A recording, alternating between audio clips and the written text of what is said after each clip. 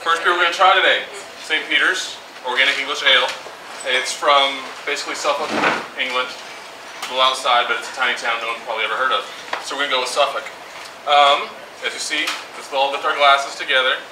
Kind of look at it, kind of clear, kind of cloudy.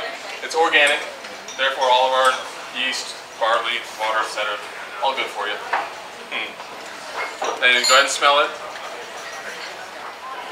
We're starting with one of the lighter beers. We're going to end on a cider. There's a couple other extras we'll talk about in a minute. So I figure everyone's really ready to get into their beer, so let's try it.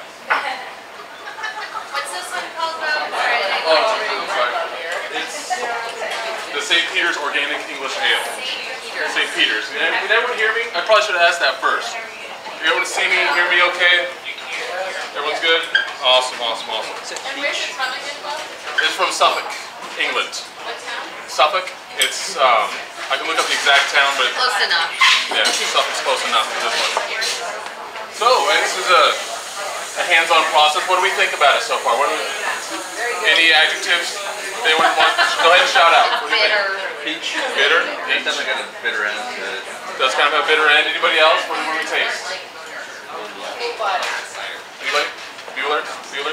Flower.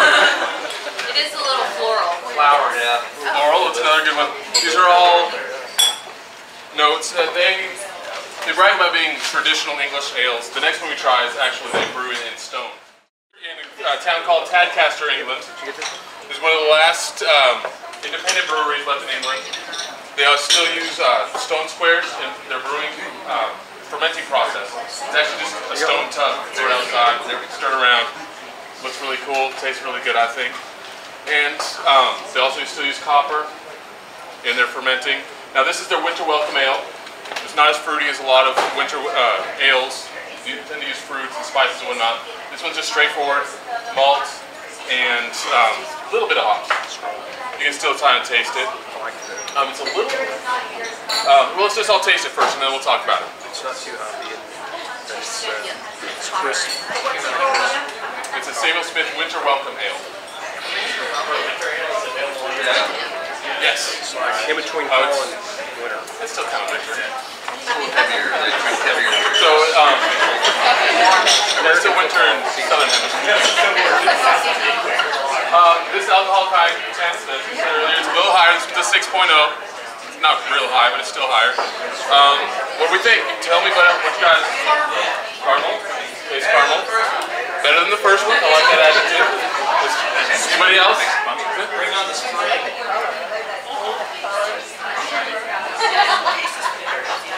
Yes, this one does have a little bit less bitterness. So you said it's brewed outside of stone Yes. tanks? Stone tanks outside, and when it's fermented, and then they age it in copper tanks.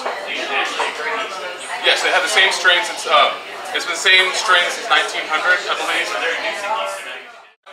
Same brewery, same old tricks. This one's malt has just been roasted a little bit longer. This is the Taddy Porter from Samuel Smith. Yes, the longer you roast the hops, gives you the darker flavor and whatnot. I'll be honest, I don't know the alcohol content of this one because it's not listed. So it may be higher, it may not. But as far as flavor goes, this is more of a mouthful than the last one. So if you're not used to stouts, sip slowly, and let's all taste it together, I think. Do we have that? Yeah. See, now what do we taste, guys? Chocolate and coffee. Chocolate and coffee. Anybody get molasses? I get a little bit of molasses at the end. Oh yeah, I don't know what molasses is. Yeah, sweet finish. Smoke. A little bit of sweet, a little bit of smoke. See, darker beers like porters and stouts are my favorites, and this is something I know a little bit more about. Yep, basically, roasted barley. And yeah, I mean, that's most of it. Anybody have questions? Bring on the next. This one is the Taddy Porter, Samuel Smith. Yeah, Taddy comes from, what's that? This is I bet you can find it like Whole Foods, Central Market, that kind of place, or like Centennial. All of our beers from England today because the place from England. And yeah, and there's not a lot to say about it. It's a little dry. It's a little drier than a lot of your English or American ciders. Put some apple juice, some water, some yeast in a barrel. Let it sit, and you got happiness. I mean, I really like cider. So, Apple cider. This is 5.0. This is your average, roughly average American beer. So you can have a whole bunch of different ones or not, whatever. So let's all taste it. Tell me what you think. Not as dry as black. Did you say Strongbow, yes ma'am. I like it. It's my favorite cider because they used to sponsor Leeds United Football Club. And I still like them, even though Strongbow doesn't support them anymore. Not too sweet, not too apple. Exactly. Not too sweet, not too appley.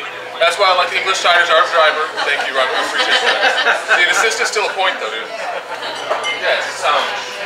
That's why an English cider, I think, is more refreshing because it's not as sweet. Doesn't give you that bitter back of the tongue, teeth, all that. I like Strongbow. Thank you guys very much for your patience, and I hope you all enjoyed the drinking. Thank you.